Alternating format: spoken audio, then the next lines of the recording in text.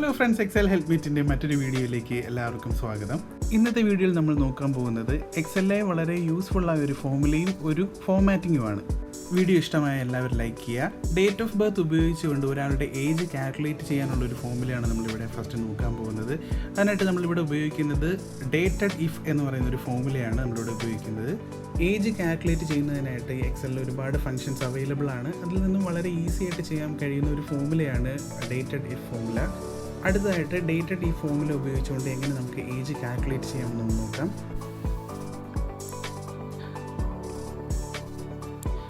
ഫോമുലയിലെ first ആർഗ്യുമെൻ്റായിട്ട് നമ്മൾ select ചെയ്ത് കൊടുക്കേണ്ടത് ഡേറ്റ് ഓഫ് ബർത്ത് ആണ്. അതിനുവേണ്ടി ഡേറ്റ് ഓഫ് ബർത്ത് കണ്ടെയ്ൻ ചെയ്യുന്ന ആ ഒരു സെല്ല് സെലക്ട് ചെയ്ത് കൊടുത്ത് കോമ കൊടുക്കാം.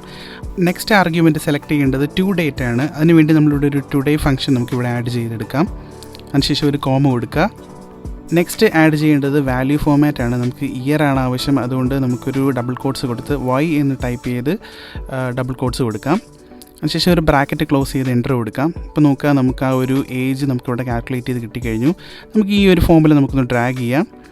അടുത്തതായിട്ട് ഈ ഒരു റിസൾട്ടിനോടൊപ്പം ഇയേഴ്സ് എന്നൊരു ടെക്സ്റ്റും കൂടെ ആഡ് ചെയ്യാനായിട്ട് നമുക്ക് ഈ ഒരു ഫോമുല എഡിറ്റ് ചെയ്യാം. ഫോമുലയുടെ എൻഡിൽ ഒരു ആൻഡ് സിമ്പൽ കൊടുക്കുക. അതിനുശേഷം ഒരു ഡബിൾ കോട്ട്സ് കൊടുത്തൊരു സ്പേസ് കൊടുക്കുക. ശേഷം ഇയേഴ്സ് എന്ന് ടൈപ്പ് ചെയ്ത് കൊടുത്ത് ഡബിൾ കോട്ട്സ് കൊടുക്കുക. ഇപ്പോൾ നോക്കുക, 28 ഇയേഴ്സ് എന്ന് പറയുന്നൊരു വാല്യൂ ആണ് നമുക്ക് റിട്ടേൺ ചെയ്തിരിക്കുന്നത്. ഈ ഒരു ഫോമുലയുടെ പ്രാക്ടിക്കൽ യൂസേജ് നിങ്ങൾക്ക് മനസ്സിലായി എന്ന് കരുതുന്നു. അടുത്തതായിട്ട് നമ്മൾ നോക്കാൻ പോകുന്നത് എക്സലിലെ ഒരു ഫോമാറ്റിങ്ങിനെ കുറിച്ചിട്ടാണ്. ഈ ഒരു ഡേറ്റ ടേബിൾ കണ്ടെയ്ൻ ചെയ്യുന്നത് total amount, total paid, due amount and status, അങ്ങനെ ഒരു 4 കോളമാണ് ഇവിടെ സ്പെസിഫൈ ചെയ്തിരിക്കുന്നത്. ടോട്ടൽ പെയ്ഡ് കോളംസിൽ നമ്മളൊരു വാല്യൂ ഇൻസേർട്ട് ചെയ്യുന്ന സമയത്ത് സ്റ്റാറ്റസിന് നമുക്കൊരു ചേഞ്ച് വരുന്നതായിട്ട് നമുക്ക് കാണാം.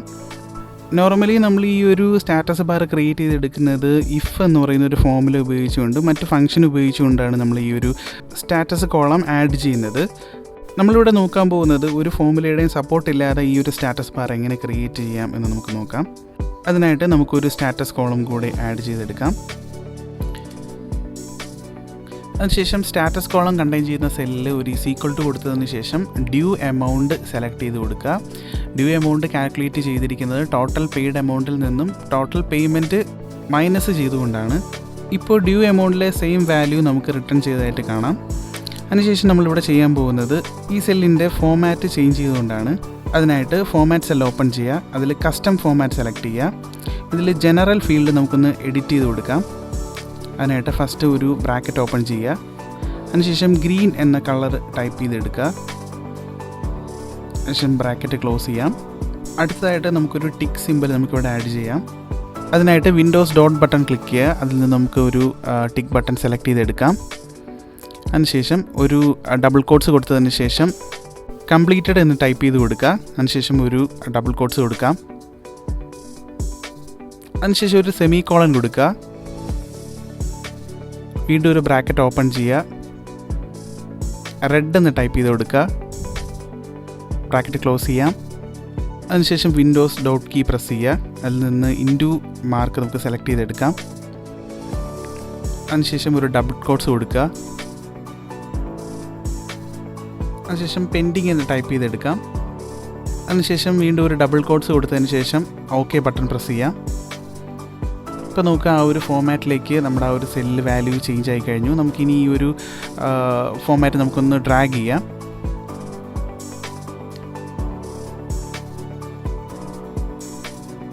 ഇപ്പോൾ നോക്കുക, വാല്യൂ ആഡ് ചെയ്യുന്നതിനനുസരിച്ച് സ്റ്റാറ്റസ് ചേഞ്ച് ആവുന്നതായിട്ട് കാണാം. ഇതുപോലെ ഫോമുലാസ് ഉപയോഗിക്കാതെ തന്നെ സെൽഫ് ഫോമാറ്റിംഗ് ചെയ്തുകൊണ്ട് വളരെ എളുപ്പത്തിലൊരു സ്റ്റാറ്റസ് കോളം ക്രിയേറ്റ് ചെയ്തെടുക്കാവുന്നതാണ്.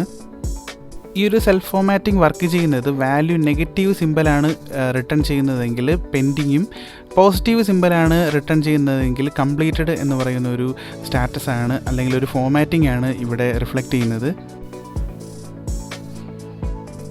ഇതുപോലെ ഇൻഫോർമേറ്റീവ് ആയിട്ടുള്ള വീഡിയോകൾക്ക് വേണ്ടി നമ്മുടെ ചാനൽ ഫോളോ ചെയ്യുക. വീഡിയോ ഇഷ്ടമായ ലൈക്ക് ചെയ്യുക. വീഡിയോയെക്കുറിച്ചുള്ള അഭിപ്രായങ്ങൾ കമൻറ്റ് ബോക്സിൽ രേഖപ്പെടുത്തുക.